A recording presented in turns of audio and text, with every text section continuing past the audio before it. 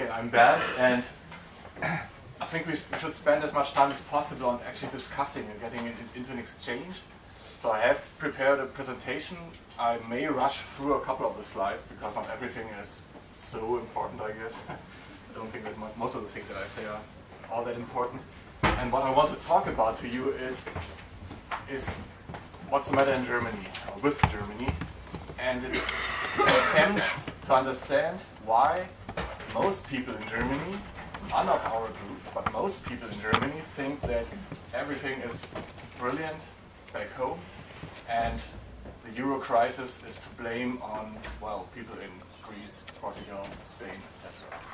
Why is it that against all evidence, people actually believe that blaming the victim is what is needed, what is going on, what is necessary? That's really something that I also struggle with, academically, but also politically, of course, because when I talk to like my mother, for example, I told her that I'm going to Athens, she was all about, oh, they're doing so bad, and watch out, as a German, blah, blah, blah, stuff like that. Okay. So in Germany these days, we are being told that Germany gets through the crisis well, and that the debt states need to stop living beyond their means. And here are a couple of headlines from the most important German daily newspaper, Bild-Zeitung. It's a tabloid right-wing newspaper that a couple of years ago ran this campaign basically saying that the Greeks are to blame, go sell your islands, you bankrupt Greeks, stuff like that. So that's one of the ways in which the crisis 2-3 years ago was discussed in Germany. And much of this is outright lies, of course. For example, it says that the rents, the pensions are so high in Greece, and that's the reason for the Euro crisis, which is, of course, an outright lie. Radical activists and scholars, of course, know better. They always do. And one of the central things that was being discussed, not only since the beginning of the crisis, but for like 15 years now, in radical circles, is that German capital and capital elsewhere profited and profits from the euro, first of all, and then from the euro crisis, and continues to do so. And that secondly, what we are witnessing is a burst of nationalism around an us versus them dichotomy in the German context. So it's really us bearing the brunt of this crisis, us Germans. An imagined victim them who are to blame. But of course, also radical activists and scholars are very few and are ignored or even criminalized in public discourse. So that's the situation. So, what's the matter with Germany, and why do most Germans want to think that the Greeks and others are to blame? And I put this "want to" in because that's really what I'm trying to talk about. So I'm talking about the sphere of ideology production and hegemony, and trying to understand why it is that so many people want to blame the others. I'm talking about a couple of fetishizations and about struggles over hegemony. I'm going to start with 3 fetishizations that I think are crucial to understand what is going on. And everything I'm talking about, I have tried also to write down in 2 different papers. So I'm not getting into the theoretical details here. I'm really trying to talk more about, well, what is going on, not so much about theory. So I think I'm rushing through this, what I mean by fetishizations. And I think the first fetishism that is so crucial to understand what is going on in the discourse, in the way of talking these days around the crisis, is the fetishism of credit and debt. That for some weird reason, the creditor is the good and the debtor is the bad in this relation. That there is this normative side to the credit relationship, which is weird to start off with, because any creditor will always only give credit in order to make money, to profit from it. So what's so good about that? So what's so great about lending out money and getting back more for nothing? And what's so bad about being in need, being on the side of the debtor, to have to lend money? What's so bad about that? So that's a weird thing, right? And David Graeber wrote this big book about this question. I don't think he really answers the question. So I read the whole book. I thought it's very nice read, but I didn't really get a good explanation about this normative side of the credit-debt relationship. And I think what really still helps a lot is to go back to the Marxist analysis of the money fetish. And Elmar Altvater, one of the most important radical academics in Germany, put it this way 2 years ago. It is a modern form of the money fetish that monetary and financial relations are not to be understood as necessarily including creditors and debtors, financial claims and debt services. That within this relationship, especially in the discourse today, all the focus is on the debtor, at least in Germany, and not on the creditor. For some reason, the creditor is always left out of the equation. So that's how overaccumulation of capital, what we have been witnessing since the 1970s on a global scale, was turned into the debt crisis of the state, and that was turned ideologically into this idea that people have been living beyond their means in some states, that is to say. Second fetishism that was implemented in Europe, I think, is this fetishism of competitiveness. We all know this formulation from the Lisbon strategy of the European Union, that the EU wants this transition to a financialized regime of accumulation. That's not the original I thought I would read out. That Europe is to become the world's most competitive, knowledge-based economy. And that was the ideology surrounding this process here, the financialization of the regime of accumulation within the European Union, something that was, well, introduced, that was done politically, something that happened, right? This whole idea to have all these financializations, all these securitizations, was something that was actively brought about in the European Union by European elites. And this was sort of inscribed into the constitution of the European Union, the Treaty of Lisbon in 2007, as being the sole, and maybe not the sole, but the main reason of existence for the European Union. And that should tell us something, right? When the constitution of the European Union says what this union is about is to be competitive. So that is more than symbolic. It's really the result of long struggles and of changes in the social structures and the political economic regime that can result in competitiveness being included in the constitution. Third fetishism, maybe the most say, obvious to geographers at least, is this fetishism of territories, as I would term it. This thinking that if there is a problem within the EU, within the territory of the EU, that the territorially organized national economies of Germany, Greece, the Netherlands, Italy must be the reasons for the crisis. That it's all down to some sort of interstate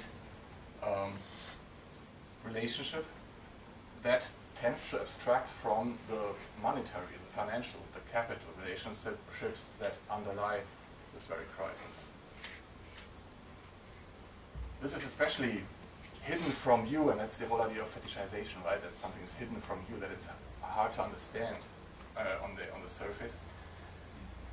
This fact that it's all about capital circulation and the way capital circulation is regulated within Europe is hidden from you, especially by the scalar arrangement of the European Union, where on the one hand we have a Europeanization of the common market and of the currency in parts of the European Union and the Eurozone. And on the other hand, social policy and the creation of credit on the scale of the national state.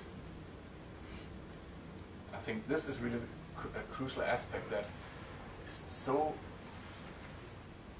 rarely discussed, really, in public discourses, that the creation of credit, this creation of fiat money, this, well, sovereign act of saying we are emitting money, is that an English word? We are creating money out of nothing, is something that is happening in each state by the national bank in competition with all other states within the Eurozone. And that is a strange thing to begin with. The scalar arrangement, to have a common currency But the creation of that currency, through the creation of credit by national banks, does not happen uniquely within this territory of the Eurozone, but within a competition between all the countries within the Eurozone. And that's why, since the beginning of the crisis, we all talk about the development of the debt, no, of the rate of the interest rates. Yeah. Sorry.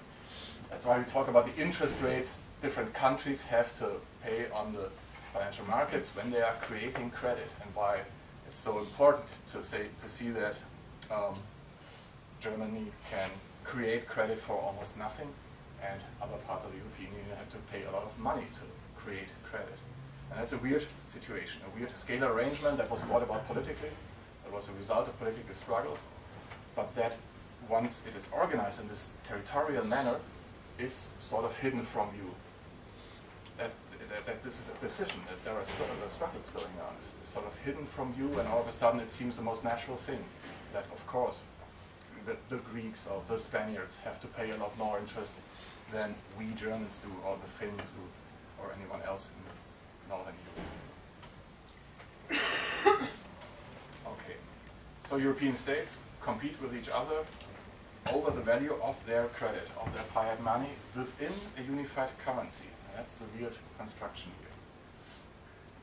And the means to outcompete each other are the usual things, but they are, well,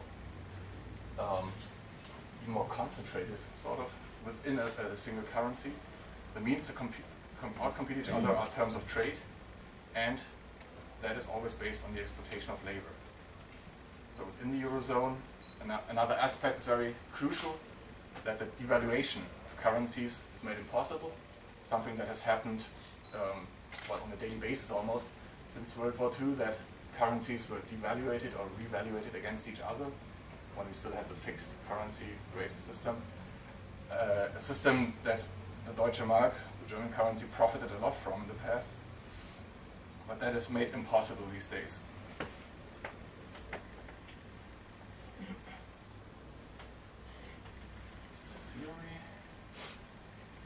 Okay, so those were three more abstract ideas.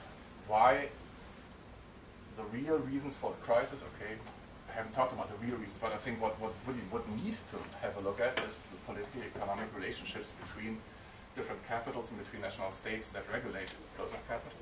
How these real reasons of the crisis are hidden from you by certain arrangements, political and economic arrangements, that naturalize the way things work. So that's what I call fetishization. And now I want to talk briefly, 5 minutes or so, about one social process that is especially hidden from view, like probably throughout Europe, but especially within Germany. And that's the mass impoverishment of the German working class since the 2000s.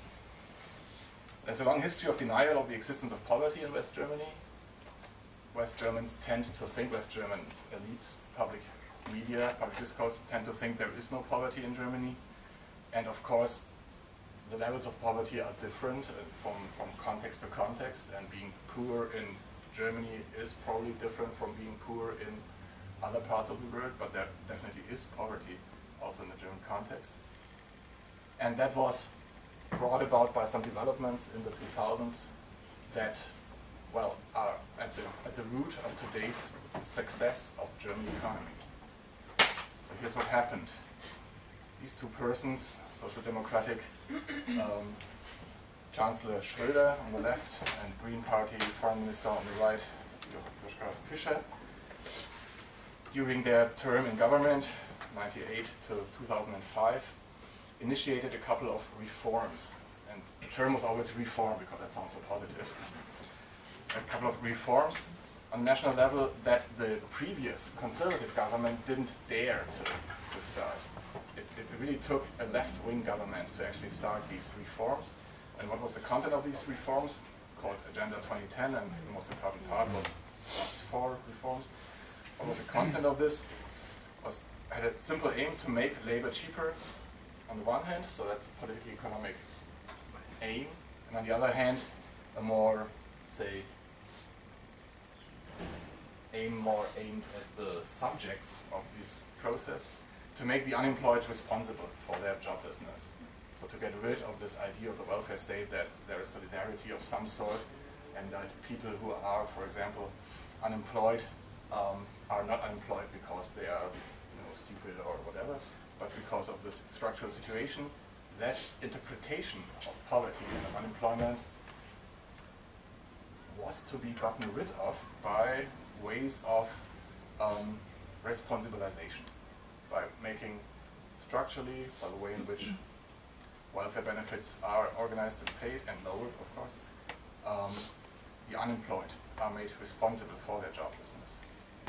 And this produced, in a very brief period of time, a growing group of laboring poor, especially women, organized by the state in Germany. And this was a successful strategy, if you want, from the point of view of the German economy.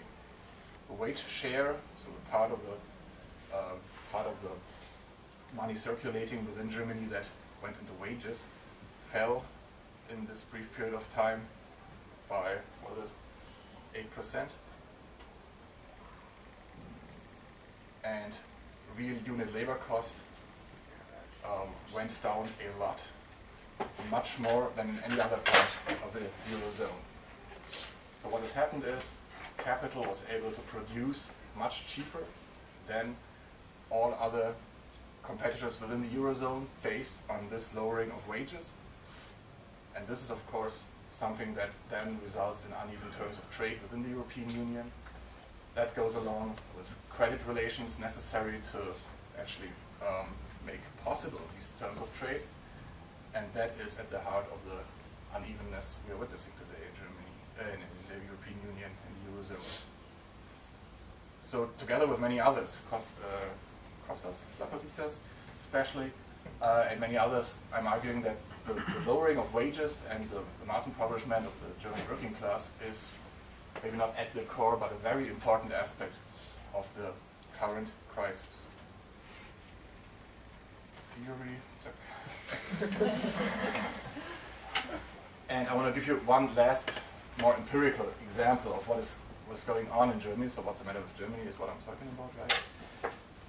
How this phenomenon of poverty is discussed in the German context. And as I mentioned earlier, there's this long history of denial of the very existence of poverty. And that was made public, sort of, in the last year and a half in this process, and I'm not going into the details, just give you a bit of an idea of what is going on there in the public discourses. There was a controversy about the fourth report on poverty and wealth, which is basically a report on poverty, it doesn't say much about wealth, and was drafted by the Federal Ministry of Labor and Social Affairs and leaked to the public in September 2012. And this, when it was published after revisions by the Federal Ministry of Economics and Technology in March this year. And within this period of time, a lot of things changed in this report. All of a sudden, poverty has changed. The report of poverty has changed as the result of a struggle over hegemony between social forces that condense in different state apparatuses in these two different ministries. I'm going to give you one example that has two messages here. One is the struggle over hegemony, but the other are the mere data in itself. So here we have a graph from the draft showing us the development of real pre-tax income from wage labor split by deciles. So we have here the development in percent between 2000 and 2010 of wage labor, of wages for the 10% who have the lowest income, right? And this is the development for the 10% of the population of the workers, the employed, that's the term, I guess, with the highest wage, so the second highest, and so forth. So what we see here is that very, very graphically convincing, right? The poor were made poorer, and the rich got richer. Okay, throughout these 10 years, the 10% who got the lowest wages lost almost 10%. On the other hand, those who got the highest wages they gained about 5%. And that's a message that many people feel uncomfortable with. And that's why in the draft, the ministry wrote that such a development of income hurts the feeling of justice of the people and can endanger social cohesion. That was changed between the draft and the final report. And the final report presented different data. Different data for a different period of time. And it doesn't look that different, right? We still see that the poor lose and the rich, well, don't gain that much, but still they don't lose as much. Based on the same data set, but for a different period of time. And the interpretation is well, when we put insult to injury, sort of, is that the income spread has not increased since 2006. That is for the period under report. And that's quite a conclusion to come up with, right? When we see that all these graphs are going down, right? To say that income spread has not increased, and that is based on the means of measurement. I'm not getting into the details because I don't know how to explain it in English anyway, but that's based on a trick, more or less, in a measurement to say that the median has not changed, but the median doesn't tell us very much about inequalities. So the important thing is really, and one more aspect. This is presented as the result of structural improvements. So what's meant by that? Structural improvement saying that, okay, people that were out of work in 2000 got a job by 2011. And that means that these people here, at least they have a wage because previously they were unemployed. So that's the trick presented here to make this graph, that doesn't look that good, right? To make this graph a good news, sort of.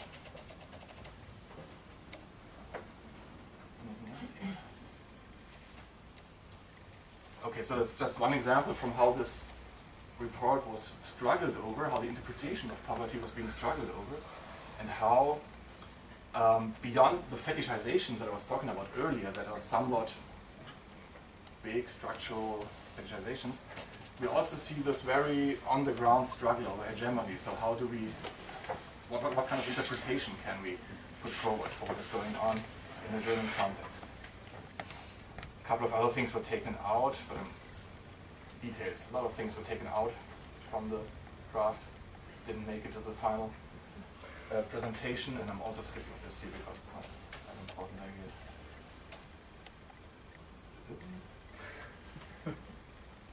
Okay, maybe one word. In some of our English language colleagues' journals, this philosopher is somewhat hip these days. Don't read him. That's a joke. Let's go on. So, one more empirical finding from social sciences from the last decade in Germany, and that's going to be my last slide.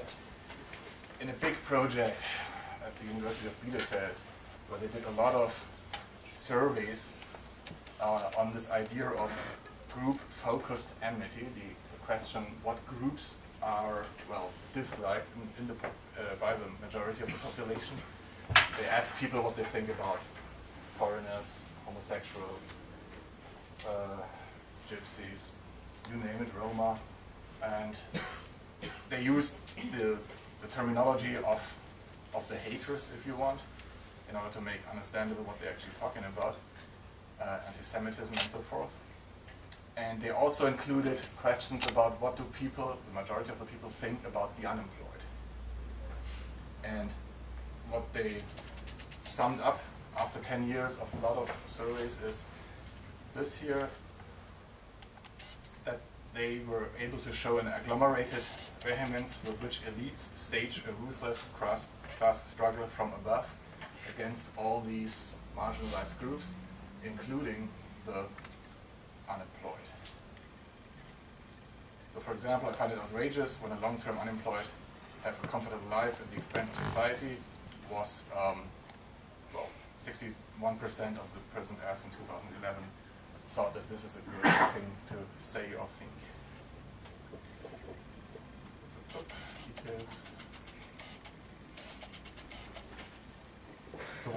Now, I think that's really what I wanted to talk about. A couple of ideas of why most people in Germany think and want to think that everything is great in Germany, and that this abstracts, first of all, from, of course, the complex situation within the European Union, the Eurozone, and the situation on a global scale, where we can say that, of course, German capital, export-oriented capital, profits from the way things work.